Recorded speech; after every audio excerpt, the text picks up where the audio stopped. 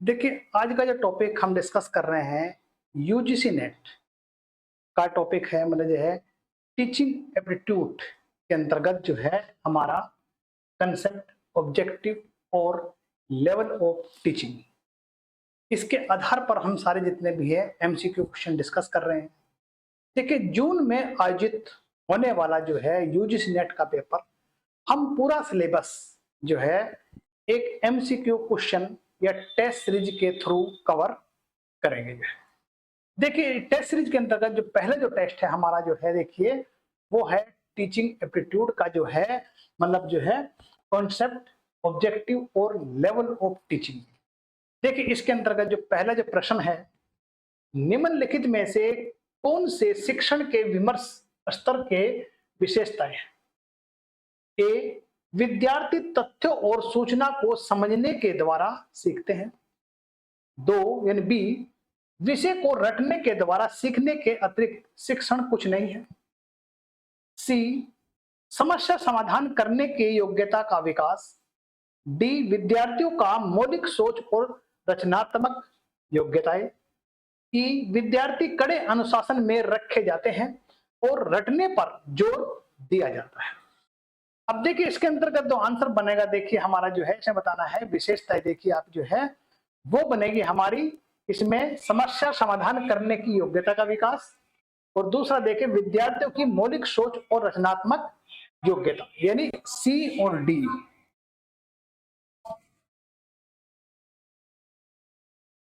सी और D answer बन गया हमारा। देखिए इस प्रकार, देखिए सॉरी, यानी सी और डी, तो आंसर बन गया हमारा, देखिए डी आंसर।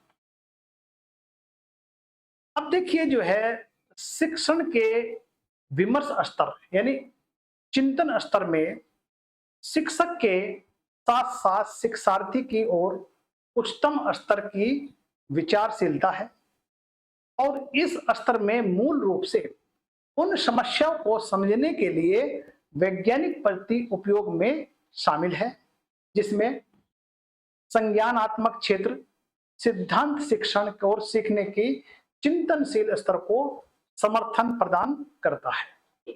वहीं पर देखिए, मतलब जो है इसमें जो है समस्या समाधान करने की योग्यता का विकास करता है, और इसके द्वारा ही विद्यार्थियों की मौलिक और रचनात्मक योग्यता का विकास होता है। देखिए आंसर बना इस प्रकार, डी आंसर। नेक्स्ट,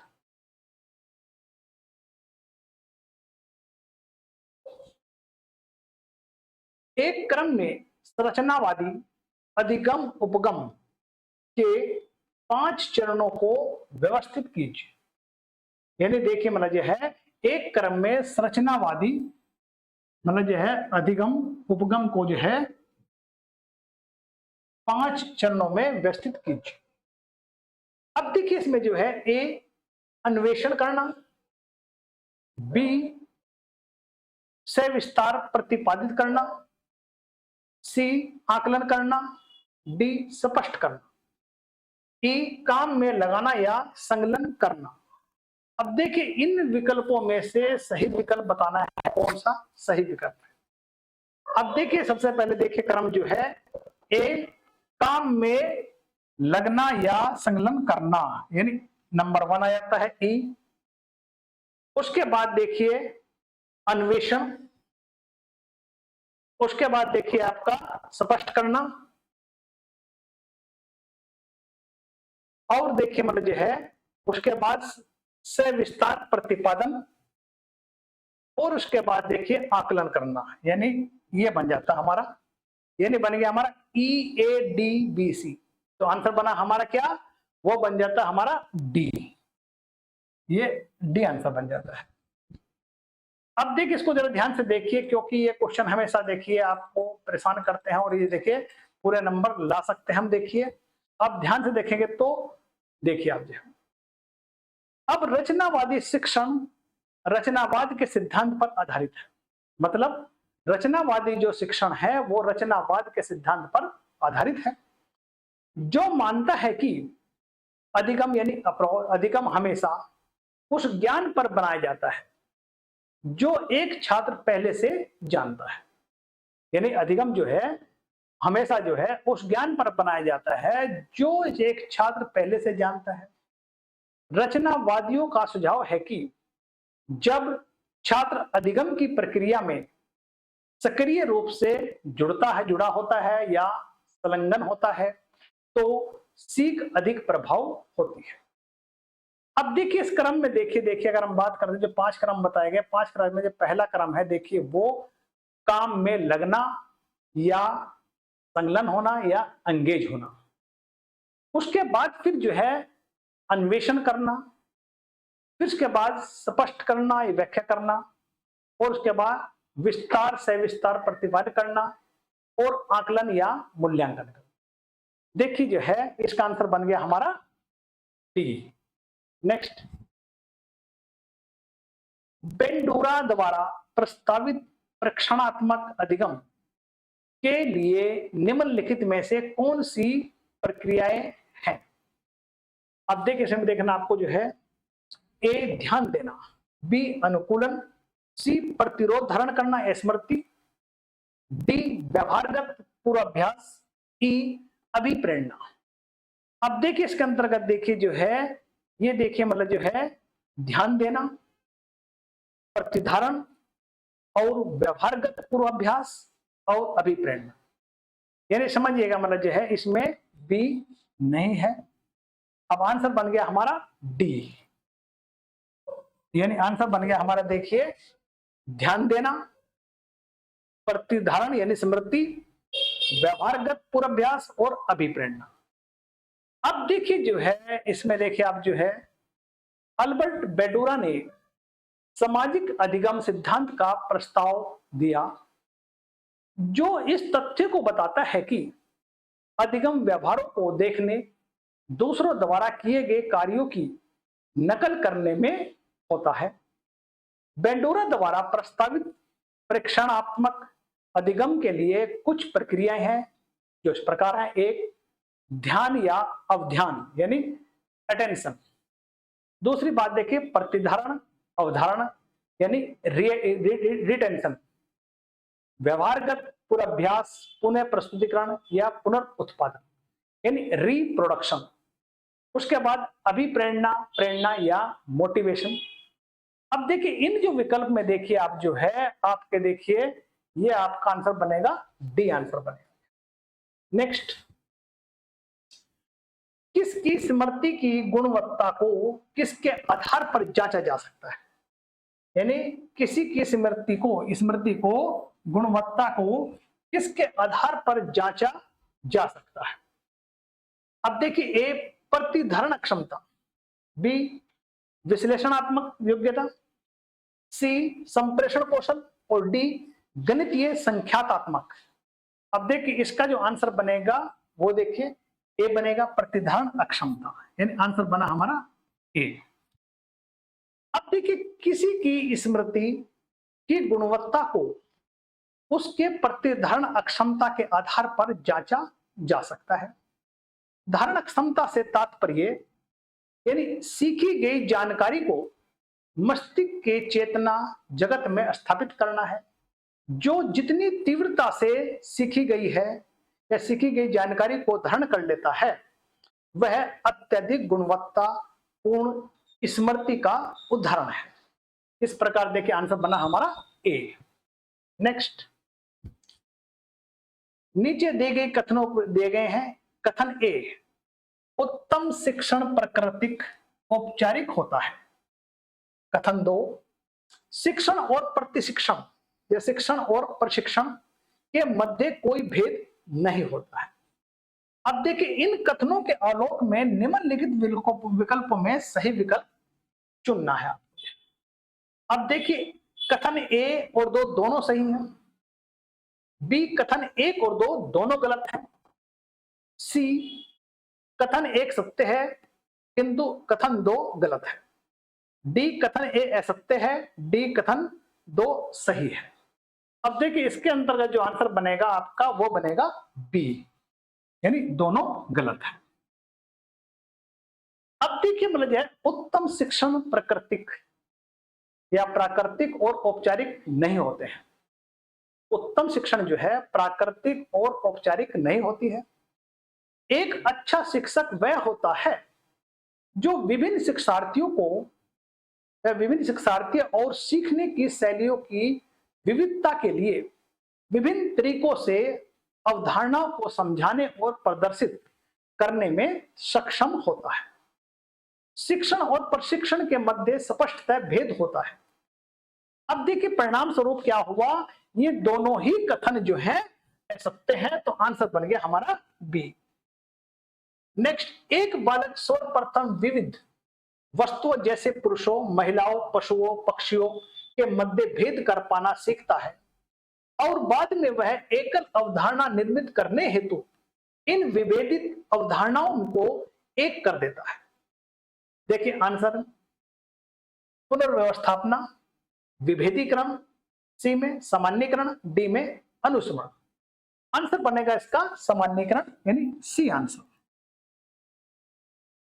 अब देखिए सामान्यीकरण की देखिए अवधारणा के तहत एक बालक सर्वप्रथम विविध वस्तुएं जैसे पुरुष, महिलाओं, पशुओं, पक्षियों के मध्य भेद कर पाना सीखता है और बाद में वह एकल अवधारणा निर्मित करने हेतु या निर्मित के लिए प्रस्तुत सामान्यीकरण के सिद्धांत के अनुसार या कह सकते हैं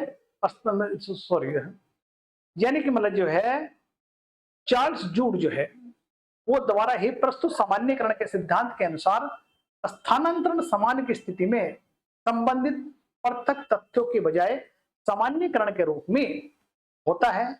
एक बार शिक्षार्थी द्वारा स्थापित किए गए, समझ लिए गए सिद्धांत या नियम उन्हें उनके अनुप्रयोग और उनके अन्य स्थितियों में सीखने में मदद करते हैं।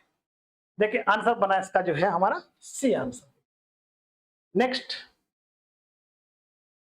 अंतर्निहित स्मृति के प्रकार निम्नलिखित में कौन से हैं? देख इसमें अंतर्निहित वाले बताने, देखिए आपका जो है यानी आर्थिक स्मृति, बी कार्याविधि स्मृति, प्राइमिंग, डी संयोगिक स्मृति, शास्त्रीय अनुकूलन प्रभाव। देखिए आंसर बनेगा सी यानी कि जो है प्राइमिंग जो स्मृति है वो अंतर्निहित स्मृति का प्रकार है। देखिए अंतर्निहित स्मृति के जो प्रकार है देखिए कार्यविधिक स्मृति, प्राइमिंग और शास्त्रीय अनुकूलन प्रभाव।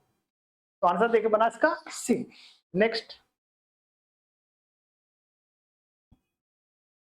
ऐसे शिक्षण को क्या कहा जाता है जिसमें सभी छात्रों को चुनौतीपूर्ण अनुदेश दिए जाते हैं और आवश्यकता अनुसार सहायता प्रदान की जाती है, परंतु जब छात्र स्वयं इन सभी को संभालने में सक्षम हो जाते हैं तब सहायता हटा ली जाती है।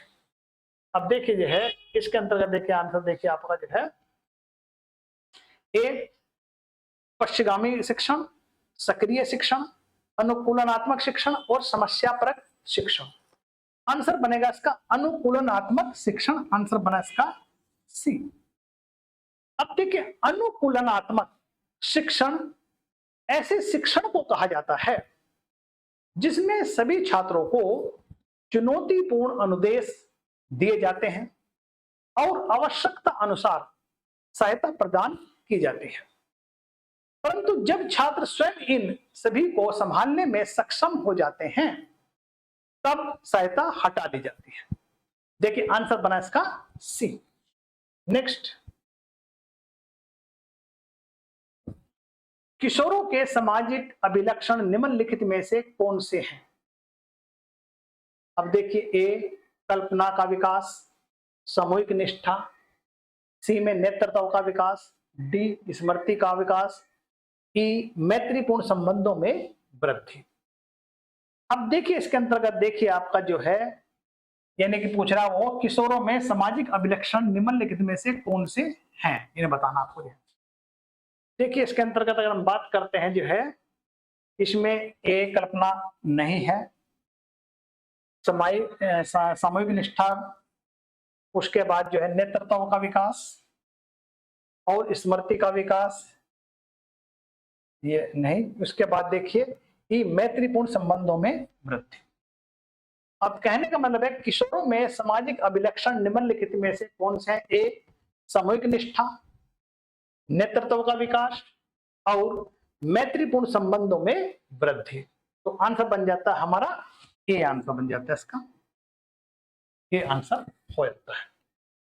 अब देखिए जो है नेतृत्व का विकास, समूह वफादारी में वृद्धि और मैत्रीपूर्ण संबंधों में वृद्धि किशोरों की सामाजिक व्यवस्था है या विशेषताएं हैं। अब देखिए सहकर्मिक समूह प्रभाव में वृद्धि, सामाजिक व्यवहार में परिवर्तन, नए सामाजिक समूह, मित्रों के चयन में नए मूल्य, सामाजिक स्वीकृति के में नए मूल्य, और देखिए नेताओं के चयन में नए मूल्य, और मीडिया का प्रभाव, शरीर के प्रति सचेतता। इस प्रकार आंसर बना हमारा ए।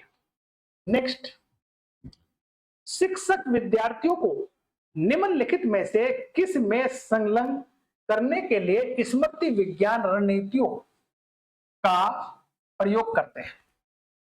अब देखिए ए, विज्ञान परक जांच, बी, सूचना को स्मरण और आत्मसात करना, प्रकलनों का प्रेक्षण, समस्या हल करने और लेखन गतिविधि। तो इस प्रकार आंसर बनेगा इसका बी आंसर, यानी सूचना को स्मरण और आत्मसात करना।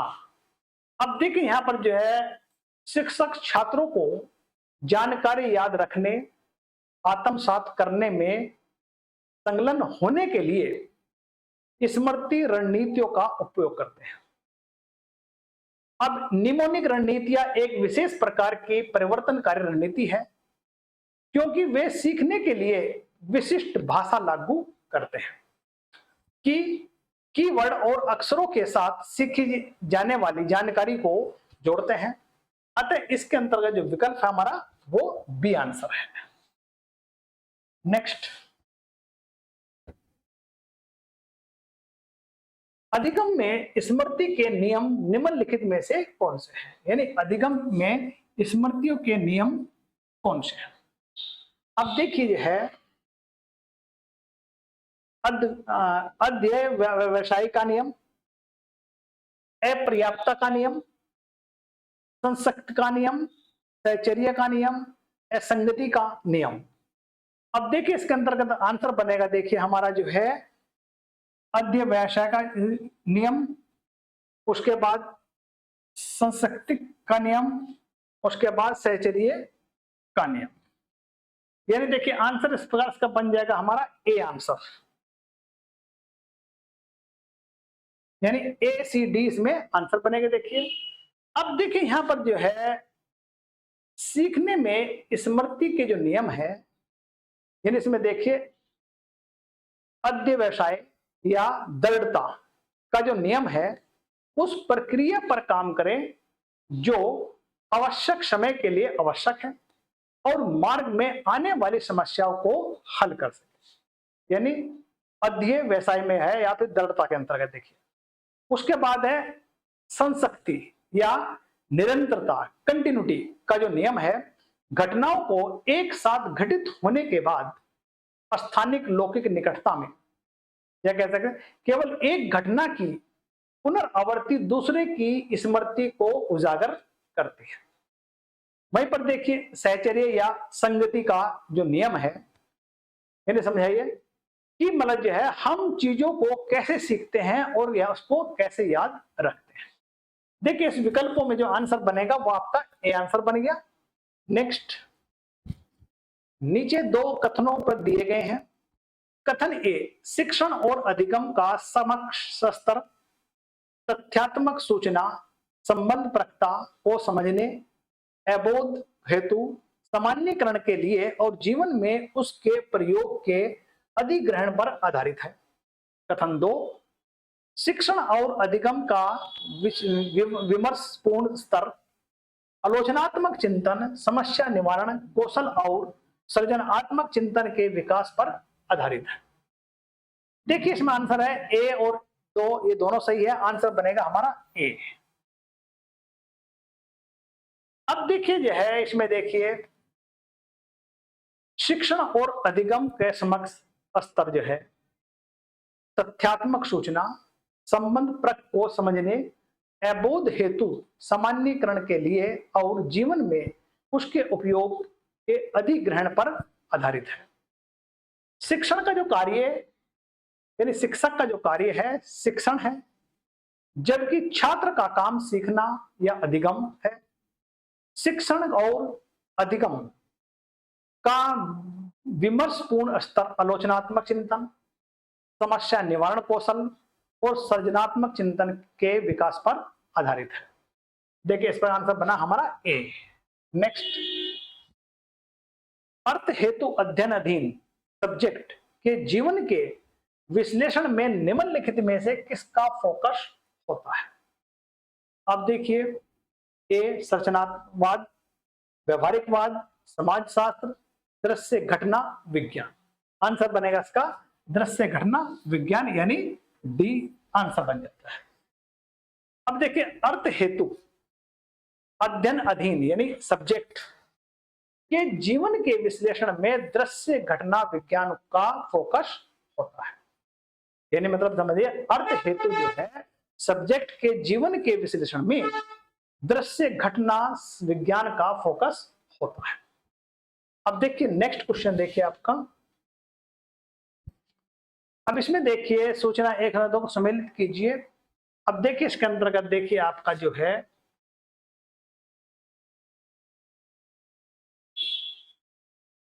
मानव विज्ञान। मानव विज्ञान देखिए वो संस्कृति से है।